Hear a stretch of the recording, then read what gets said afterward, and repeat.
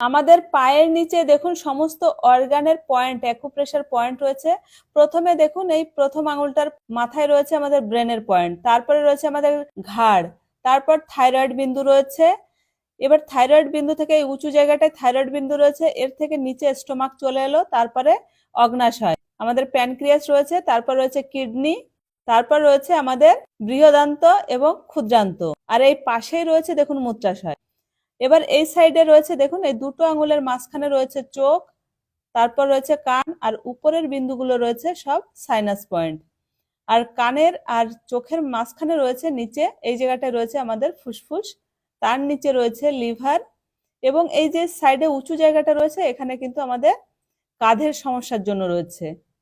এবার লিভারের নিচে চলে এলো গল ব্লাডার। পায়ের গোড়ালির দিকে রয়েছে দেখুন এখানে এভাবে লম্বা করে পায়ের পাতার নিচে এটা রয়েছে সাইটিকা পয়েন্ট, তারপরে রয়েছে আমাদের প্রজাতন্ত্রের অর্গানের জন্য, তারপর রয়েছে আমাদের পায়ের জন্য একদম গোড়ালির পাশে, আর এই পিছন দিকে রয়েছে গোড়ালির মলদ্বারের সমস্যার জন্য, রেকটামের জন্য রয়েছে।